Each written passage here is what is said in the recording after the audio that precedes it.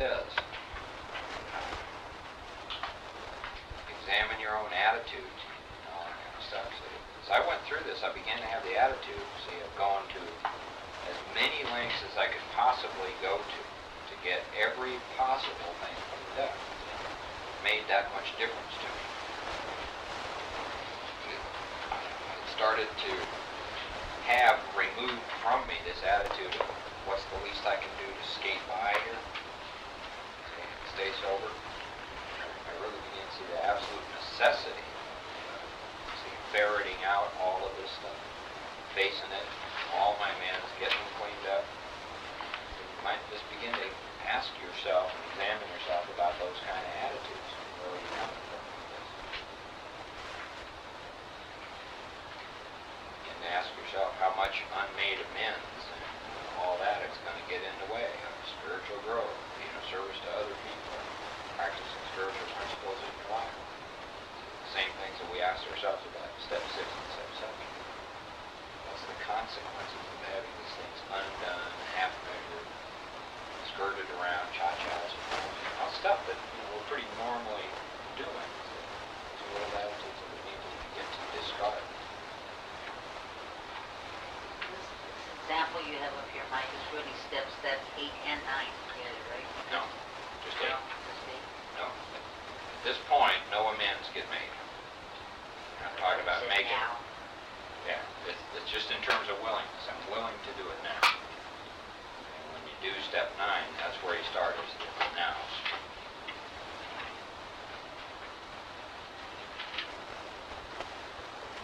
At this point, we just want to get it all down on paper one more time, take a look, be clear, see where we are in terms of our willingness. Once again, don't beat yourself up for unwillingness, just be honest about it.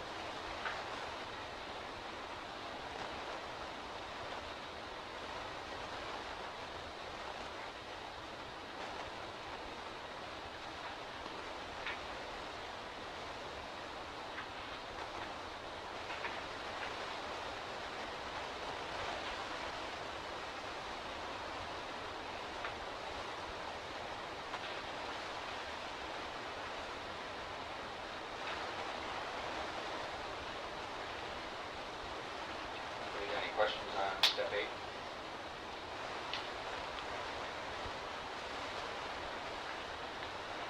Probably ought to stop there.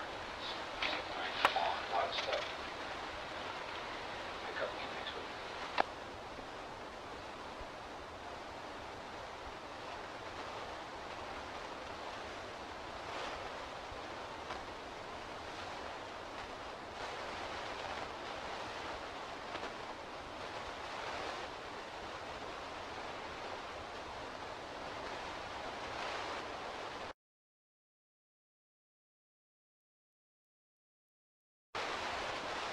Right in the middle of page 76, which it says now we need more action,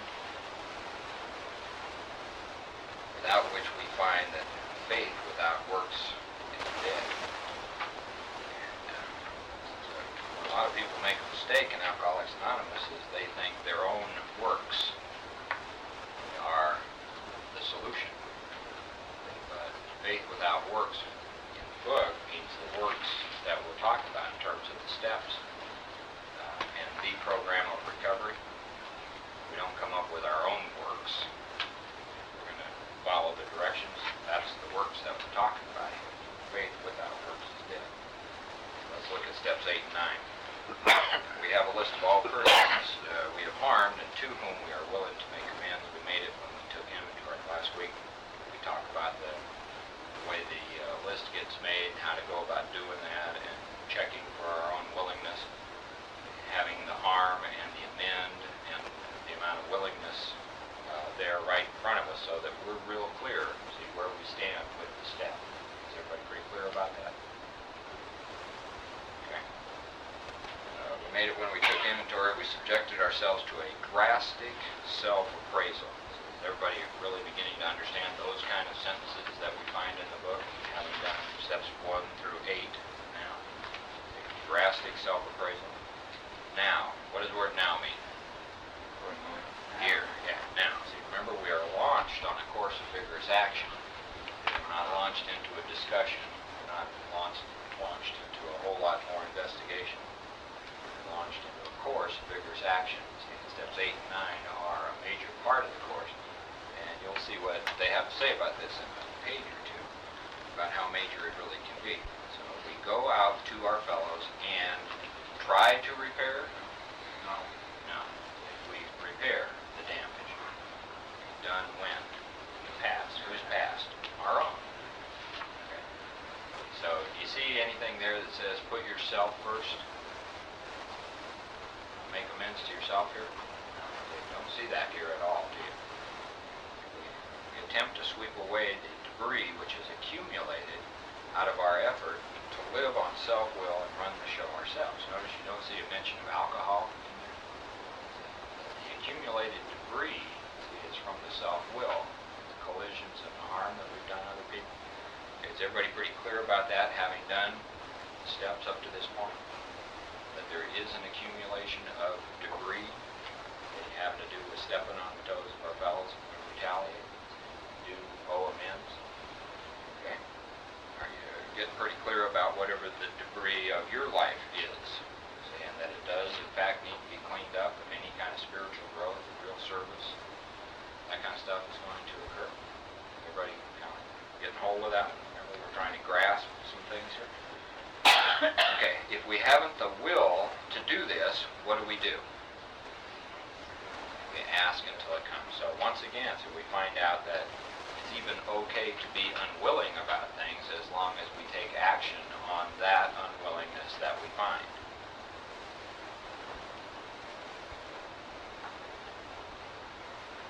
It's when we don't even have an awareness of our own unwillingness that we get into real trouble, because at that point we are taking no action. What's the chapter title? To action. Okay, so if we haven't the will to do this, we ask until it comes. Remember, it was agreed at the beginning. Where was the beginning? Way back to page 58. 59. Agreed at the beginning that we would, what do italics mean in the book? Don't pay any attention to this. Ignore this. This is unimportant. We would go to any lengths for victory over alcohol. So a lot of lengths begin to appear for most of us when we have to do our amends. Have anybody notice that? Anybody making reading step lists? You find any nevers? Got checked? Okay. Anybody still got some about some of these people? Some of the things that are necessary to do? Okay, now probably there are still some misgivings. Right, see, so it was apparently, and to me quite clearly, the experience of the folks that wrote the book that by the time they got down to step number 9 and began to make the amends, see that they still had some about some of the amends that they had to make. See, they weren't all perfectly willing. You know, they weren't going, well, oh boy, I get to go make my amends.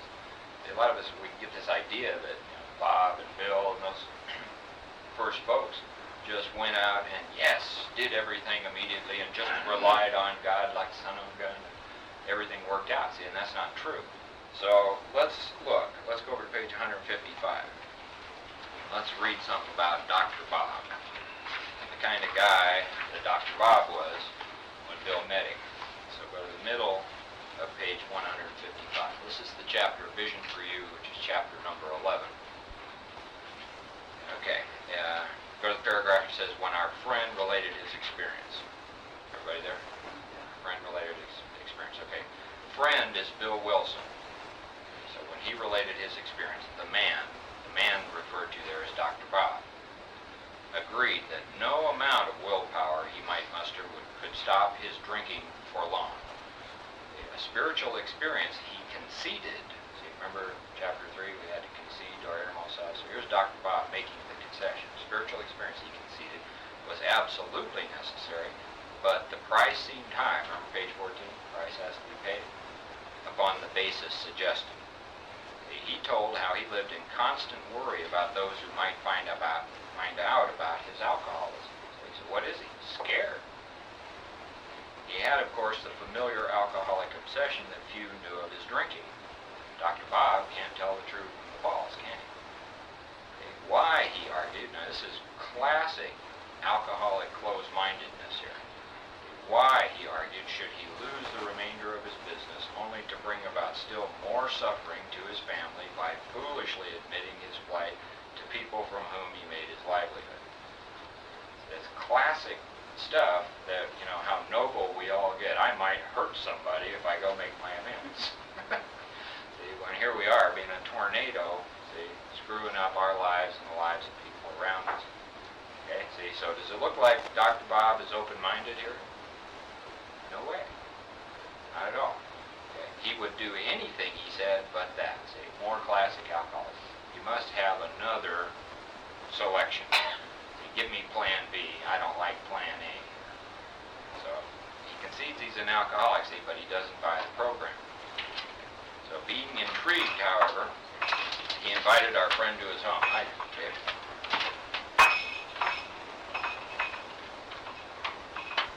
Sometime later, we're on page 155. Okay, thank you.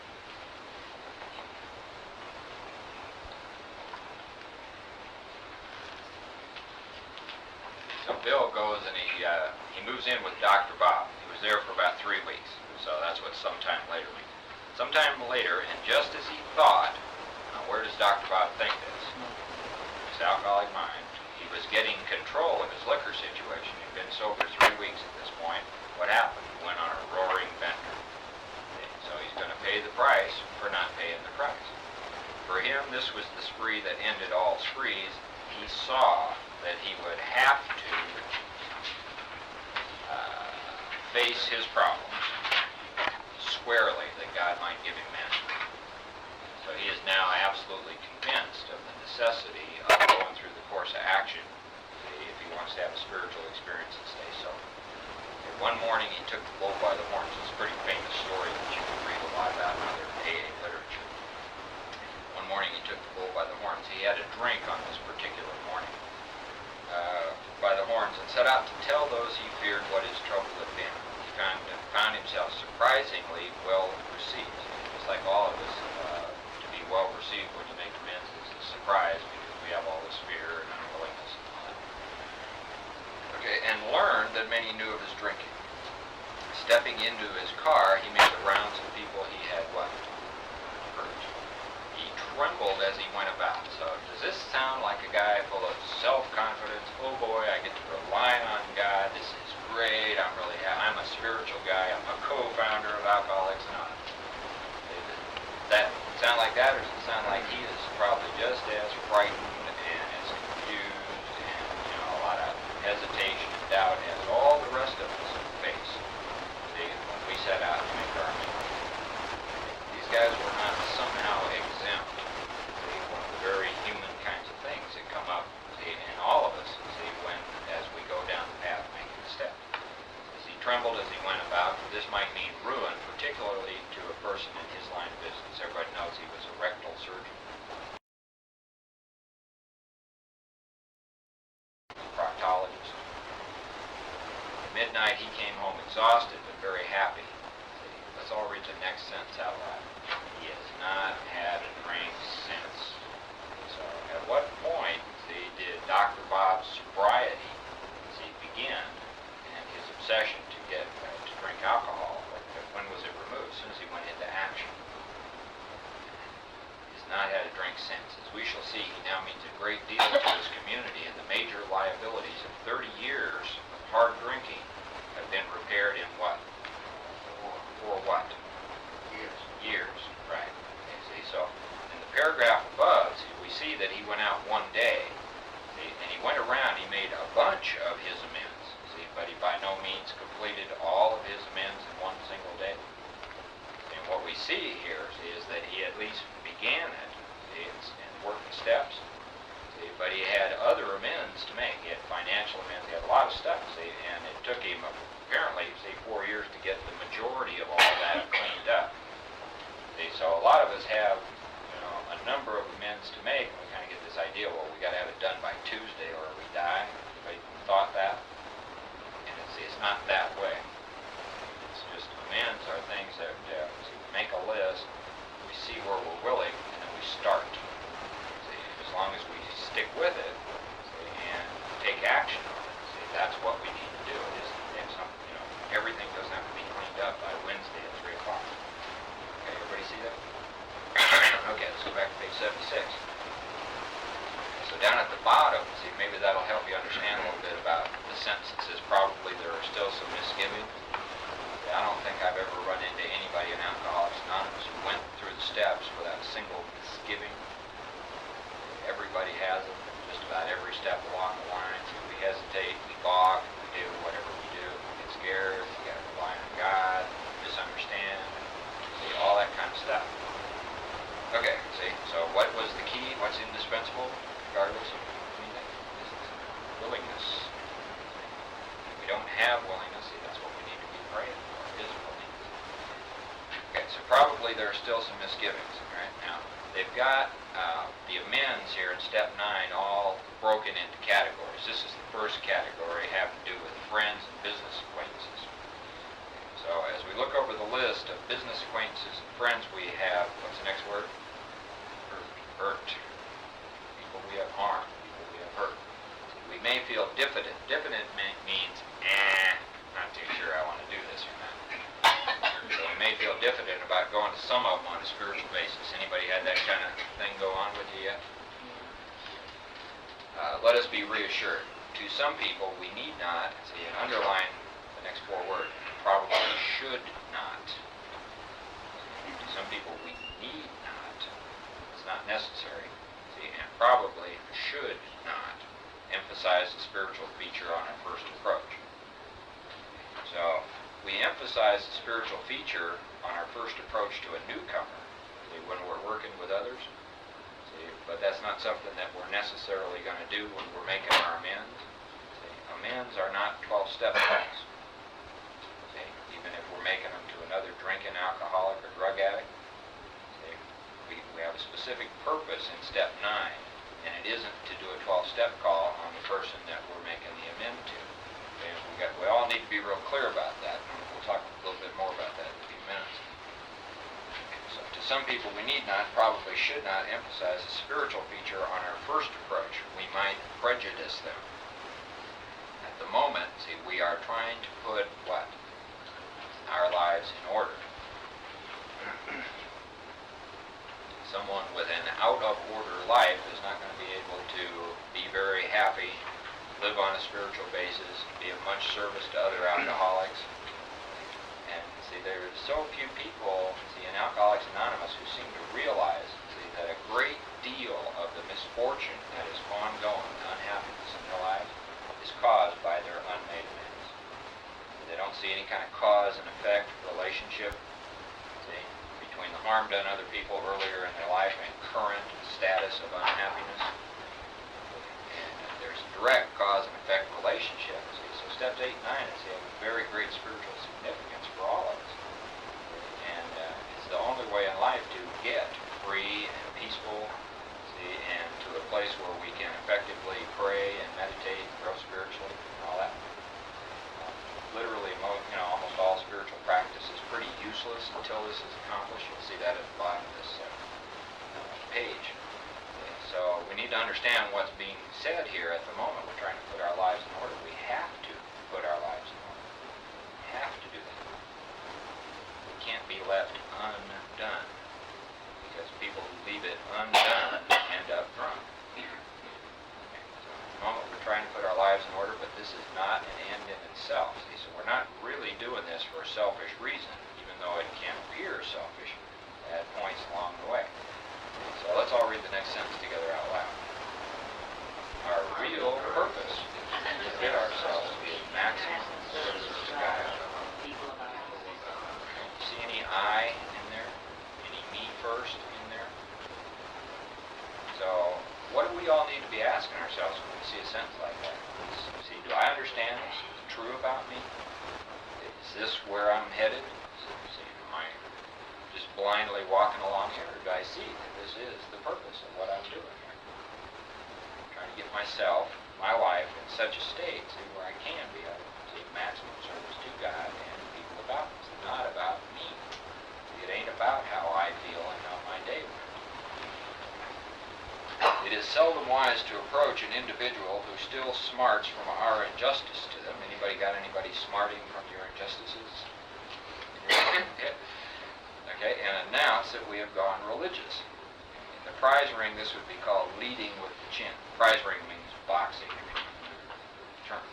Okay, so why lay ourselves open to being branded fanatics or religious bores? Okay, so look at your own experience. See, if somebody owed you 20 bucks or 200 bucks or something like that, and they showed up on your door with a major gleam in their eye and a Bible in their right hand and wanted to tell you that they were born again, but they weren't there to pay you the 200 bucks, what would your reaction be? Right. Okay. So do you see the point that he's making here? Okay. We're not going to announce a gleam in our eye and a big book in our hand, and I found God in my life. That is not why we're going to see these people. It says we may kill a future opportunity to carry a beneficial message, and this is especially important when we're making amends to people that we either know to be or suspect to have alcohol and drug problems. Because all you got to do is say one wrong thing to somebody like that and let them know you're in AA, and their mind will go clang, and they may just travel on down the road and die because they've now got this idea what AA is about. That's incorrect. Where did they get it? Literally, stuff like that. Lives can hinge, on us being aware and knowing what we're doing. So especially with alcoholics and drug addicts and people you know to have problems, it's very important that we don't proselytize them and evangelize them and get all holy and weird spiritually. Make the amends. Leave God out of it unless it's going to serve some purpose. And you'll see that as we get into the next paragraph. So why lay ourselves open to being branded religious fanatics or religious bores? We may kill a future opportunity to carry a beneficial message. You never want to close a guy's mind, especially if he's an alcoholic. Okay, but our man is sure to be impressed with a sincere, what does sincere mean? Anybody remember? Genuine, yeah. No intent to deceive. A sincere desire to do what? Said right the wrong. So this obviously assumes that we've taken a pretty clear look and we know what the wrong is, and that's why we are there to talk to this person. We're going to set this right. In other words, make an amend or bring about a change. Sincere desire to set right the wrong. So he's going to be more interested in a demonstration of goodwill.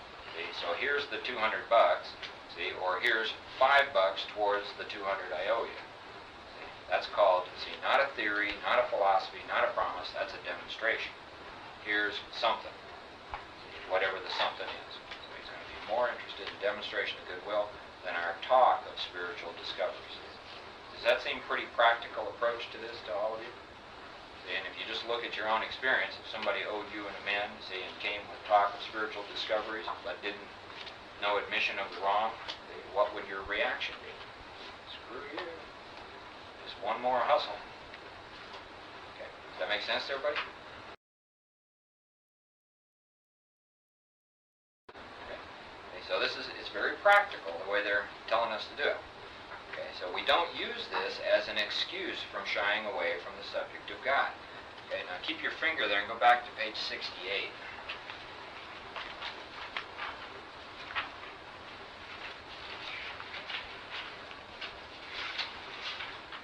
Go to the middle of the page where it says we never, and let's all read that sentence together.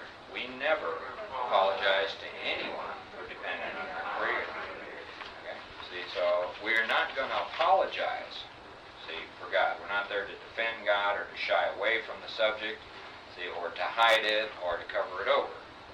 But we're also not there to announce it, that we have gone religious. And it's not an either-or kind of thing. If the subject comes up, it's perfectly okay to talk to the person about it, and explain what you're up to and all that. Do that once the amends are made. Okay, don't do it beforehand. Do it. A couple of times I had to stop people, and say, please, I need to do this. Would you just let me do it, and then I will be happy to answer any questions. I will talk to you about anything I'm doing, but right now, let me make sure I get this done. I need to get it cleaned up with you. I had to just stop them and ask them for 30 seconds or 2 minutes worth of peace, see, so I could do what I needed to do. I got to get my thing done here, and I don't want to get diverted by talks of spiritual discoveries and 12-step calls and all this other stuff. See, I got amends to make. Okay, so you got to have a purpose here. Okay, so we don't use this as an excuse from shying away from the subject of God. When it will serve any good purpose. Okay, we are willing to announce our convictions with tact and common sense. We're not there to tell other people they need it. We're not there to solve their problems.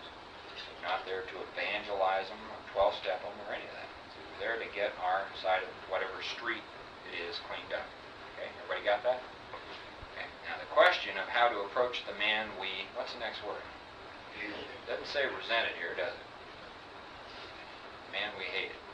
See, will arise. See, it may be he has done us more harm than we have done to him. Okay, now any of you who are making your 8-step list, have you found any of those? Where somebody has done more to you, see, than you did to them? Okay. See, that's a pretty common thing, see, and it may be true. See, but just like with our 4th step, see, what do we need to do? We need to put out of our mind the wrongs others have done. See, we have resolutely looked for our own mistakes. We can't clean up their life for them. See, but we do need to clean up ours. Okay, so whatever they did to us, see, they may or may not do something about that. But whatever we did to them, we have a plan and a purpose now, and we're going to get that cleaned up.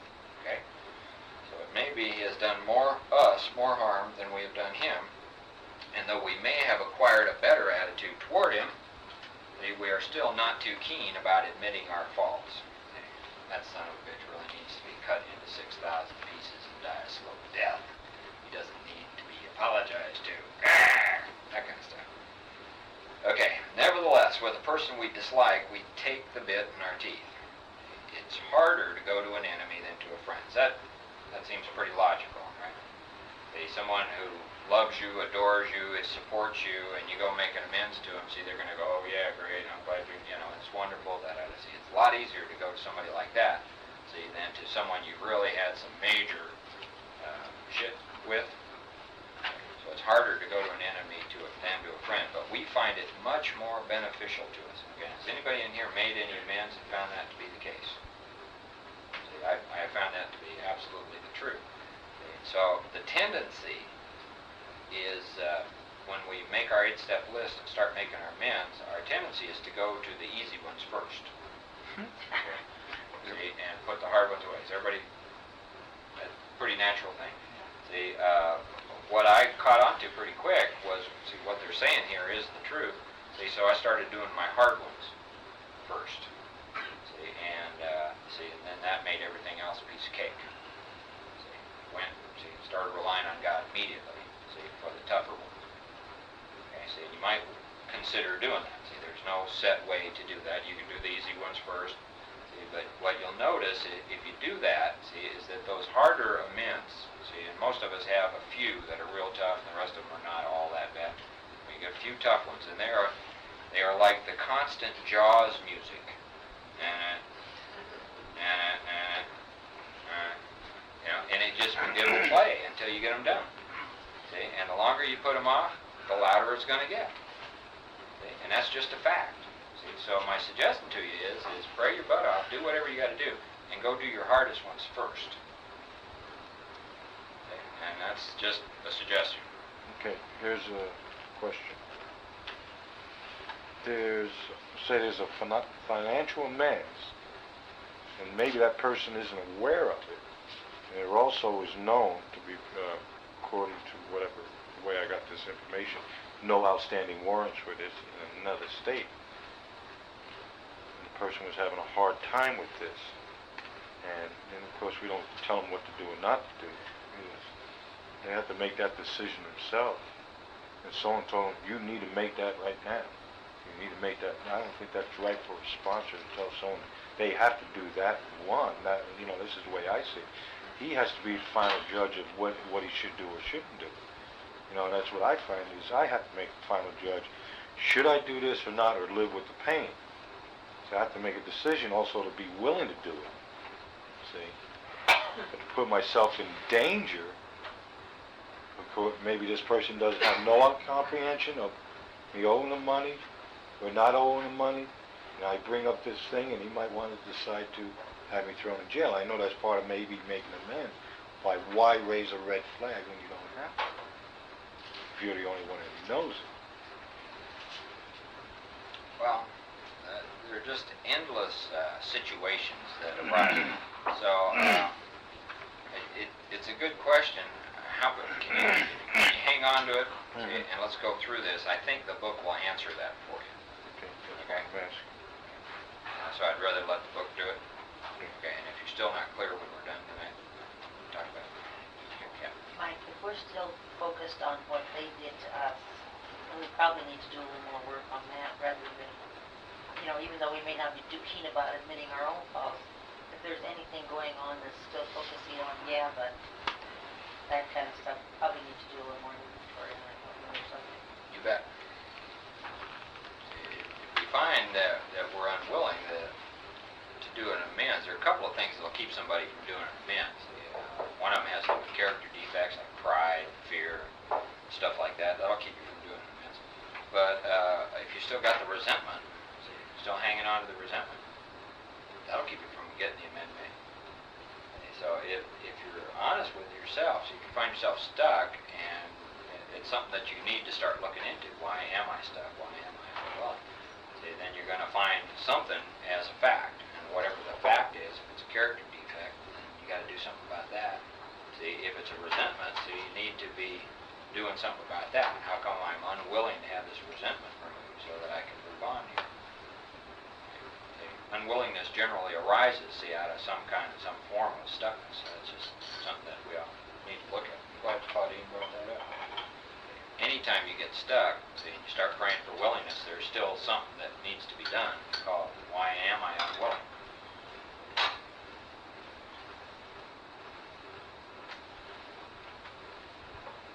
Okay. This is a wonderful place to start rationalizing why you should.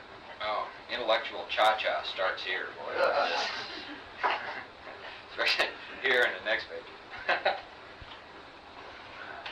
It really takes a lot of reliance on God. I've never seen anybody get their amends done, on self-will.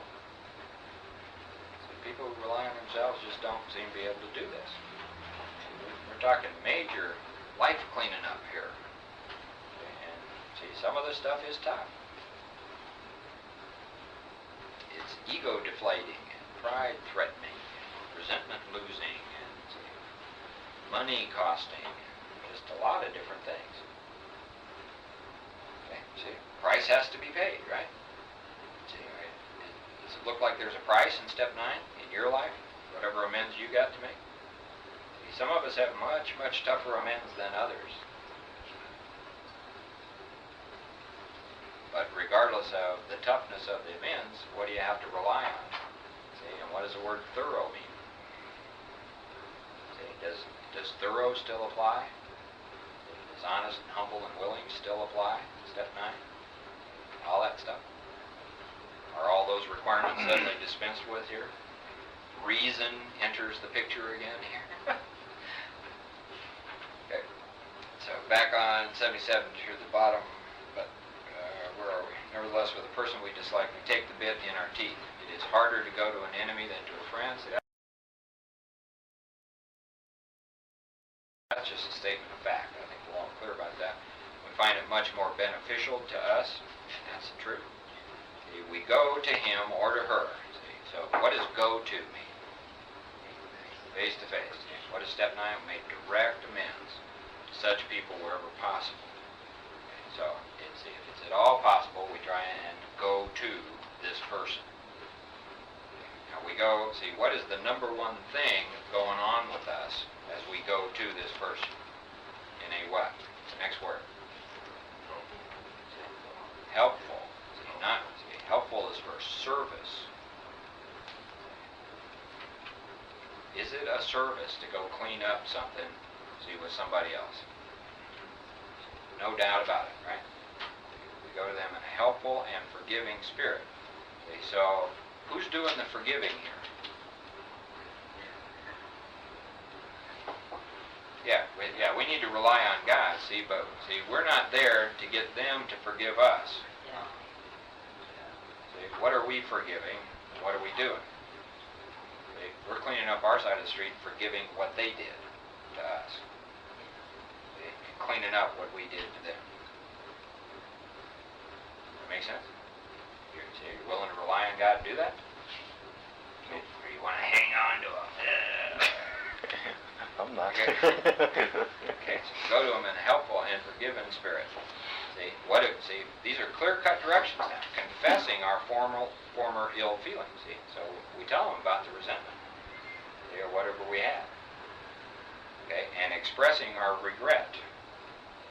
See, it doesn't mean lie down on the floor and say, "Kick me." See, this is just being honest. See, about what went on.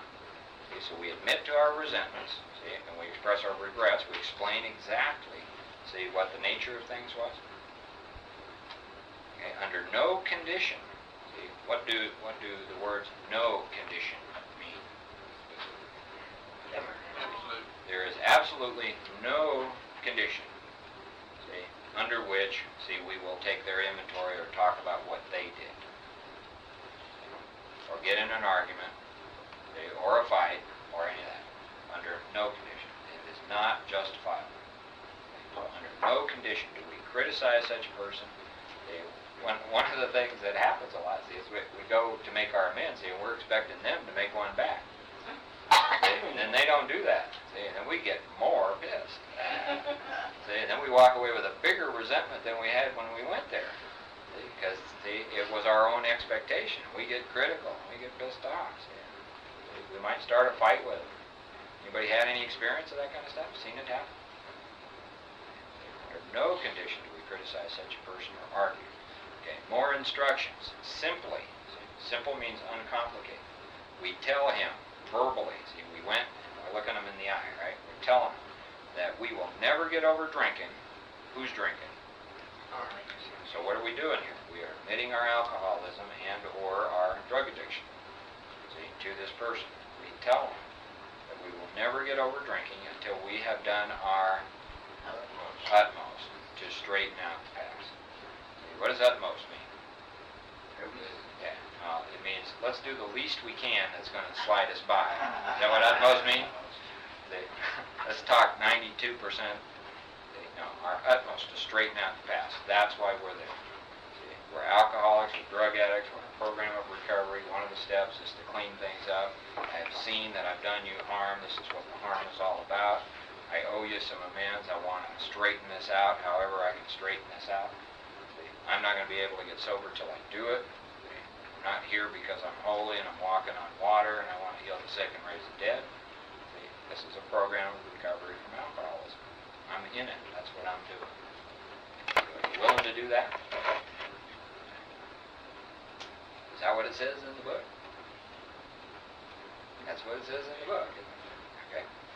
We are there to sweep off our side of the street. Okay. This next clause is incredibly important. So I might underline this, highlight it 72,000 times. Realizing. See, realize means to get it, comprehend, to know to the deepest part of your being, realizing that nothing worthwhile can be accomplished until we do so. See, what does that mean? Does that really mean what it says? See, what about, see, is a marriage worthwhile? Is a college degree worthwhile? Is a relationship worthwhile? Are your kids worthwhile? See, what's worthwhile? And what's it telling you? See, cannot happen, see, with any lasting effect until your amends are done. Nothing worthwhile can be accomplished. See, and in my brief time in AA, I have seen over and over and over again people who have come in and made some great material kinds of strides in their life. Once they put the plug in the jug, they ignored the steps, got drunk, lost it all. Nothing worthwhile in life can be accomplished until this step is done.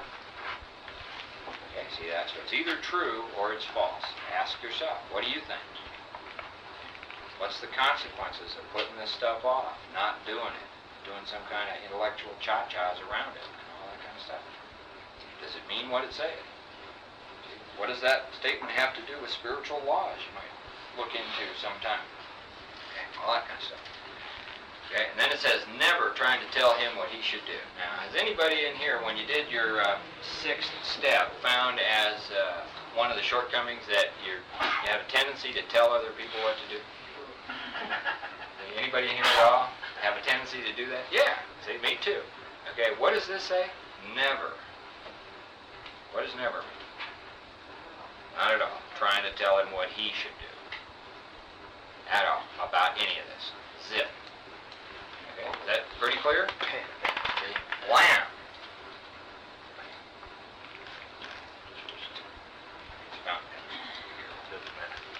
Okay, let's all read the next sentence together out loud. His faults are not discussed. What does that mean? We do not talk about them. Okay, now they may want to, see, after you do yours, in which case, see, that's perfectly okay, see, but his faults are not a topic for our discussion. See, they are a topic for his discussion towards you or her discussion towards you.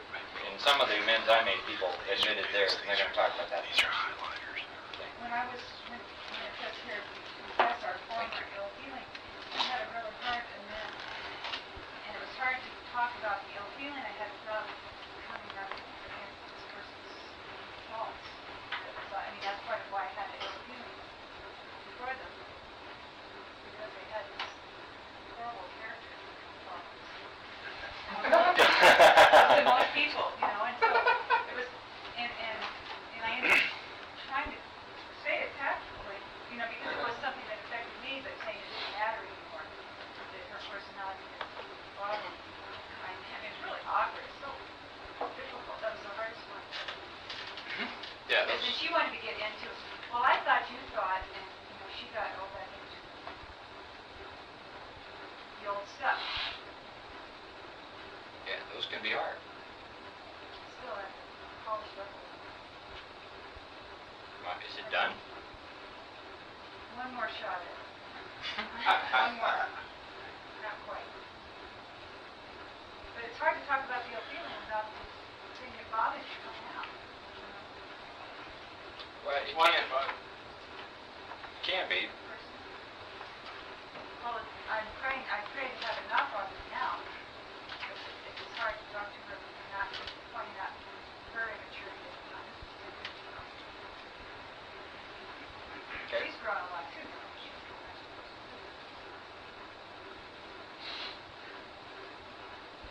I'm just saying it's awkward. Yes, it can be. So you got to do your best to not discuss their faults, and especially if they're sitting there going, "Well, what was it exactly that you resented?" Yeah, right. Well, a couple times I just had to explain that. See, that's not the purpose of what I'm doing. I said talking. I would tell them something like, "See, having a discussion with you about that, see, is why I stayed drunk." See, getting into that. See, what I need to do, see, is to stop, see, judging other people. See, when I have all of these faults, and I would just like enumerate a bunch of them. See, so I said, I'll talk to you about my faults, but I don't want to talk to you about your faults. See, I'm getting out of that business. I'm new at it, but I'm trying to get out of the business.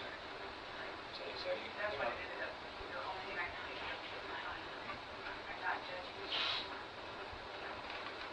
Great. See, people seem to understand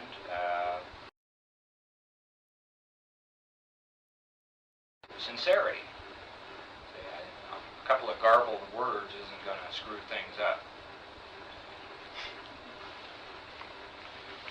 So you said to somebody, I'm building a resentment towards you and it's dangerous for me too because I'm an alcoholic. That would be kind of a rejection of the other person. And they want to Sure, know what the sure. resentment was. Well, that's an attack. That's I not. have said that to somebody Sure. making an amend. Sure, that's not an amend at all. Thank you for sharing.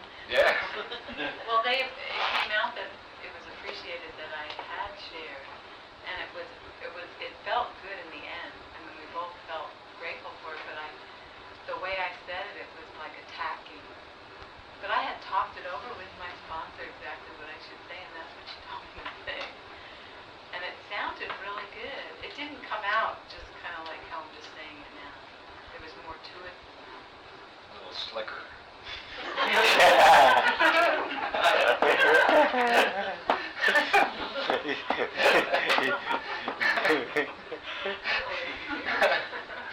discuss this a little more. If you know, Talker. if you know that in making an amends is going to be a situation which is an exceptionally touchy situation, is it all right to go in first up front and say, I am here to say something for my own life and my own spiritual growth. I do not wish to discuss the issues, but in a conflict, da-da-da-da-da-da, and just almost make it a mandatory first person, not even allow them in the conversation. Well, that seems like the only way it's gonna work. They will have a better chance of surviving. See, we remember that, we are trying to be hard on ourselves and considerate of others, to do everything we can, to get it cleaned up and not bring any kind of harm or anything to other people. Okay, so on some of mine, I was very unclear about what to do, what to say. Some of the things that I had to say to people, it seemed to me would hurt them, but I wasn't really sure whether I knew that for a fact or whether I was just doing a cha-cha to avoid having to make the amendment at all. And so what I did in all those kind of situations was to pray for the willingness to be entirely, completely honest about every single fact with that person. And once I was willing to do that, then I went to make the amends. And before I made the amends, I asked God to direct me in the saying of whatever I need to say, such that nothing